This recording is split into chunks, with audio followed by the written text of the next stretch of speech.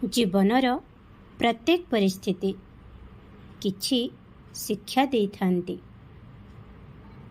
କିନ୍ତୁ ମୋର ଏମିତି କିଛି ପିଲା ଅଛନ୍ତି ଯେଉଁମାନେ ଏହି କଥାକୁ ବୁଝନ୍ତି ନାହିଁ। ସେମାନଙ୍କୁ ଲାଗେ କି ମୁଁ ସେମାନଙ୍କୁ ଦଣ୍ଡ ଦେଉଛି, ଯାହା ପାଇଁ ସେମାନଙ୍କୁ ଏତେ କଷ୍ଟ ମିଳୁଛି। ତେଣୁ ଶୁଣ ପିଲାମାନେ, ଯେବେ ବି କୌଣସି କଠିନ ପରିସ୍ଥିତି ଆସେ, ଜାଣି ରଖ ଯେ ସେତେବେଳେ ତୁମ ବିଶ୍ୱାସର ପରୀକ୍ଷା ହୋଇଥାଏ। ହଁ, ମୁଁ ଏହା ଦେଖେ କି ତୁମେ ମୋତେ କେତେ ବିଶ୍ୱାସ କରୁଛ। ମୋ ଉପରେ ତୁମର ଭରସା ଅଛି କି ନାହିଁ।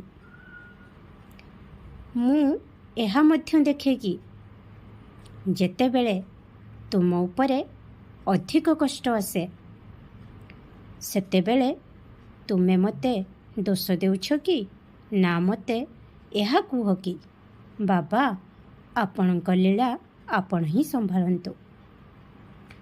ମୁଁ ତ ତୁମ ପାଖରୁ ଏହା ଚାହେଁ ପିଲାମାନେ, ଯେତେବେଳେ ତୁମେ ତୁମର ସମସ୍ତ କଷ୍ଟକୁ ମୋ ଚରଣରେ ରଖିଦିଅ ଏବଂ ମୋ ନିକଟରେ ଆତ୍ମସମର୍ପଣ କର, ତେବେ ମୋ ଆଶୀର୍ବାଦର ବର୍ଷା ତୁମ ଉପରେ ହୋଇଥାଏ।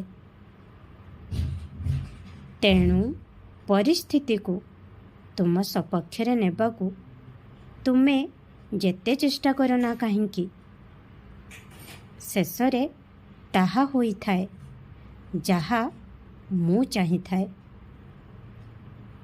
ଏବଂ ଯାହା ମୁଁ ଚାହିଁଥାଏ ତାହା ମଧ୍ୟ ତୁମ ସପକ୍ଷରେ ଘଟେ। ସେଥିପାଇଁ ଯାହା ହେଉଛି ସେ ବିଷୟରେ ଅଧିକ ଚିନ୍ତା କର ନାହିଁ।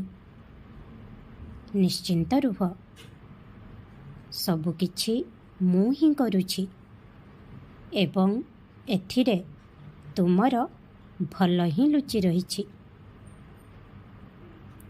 ଆଜି ନୁହେଁ ତ କାଲି ତୁମେ ମୋର ଏହି କଥାକୁ ବୁଝିପାରିବ। ଖୁବ୍ ଶୀଘ୍ର ତୁମେ ମୋର ଗୋଟିଏ ସୁନ୍ଦର ଲୀଳାକୁ ଅନୁଭବ କରିବ।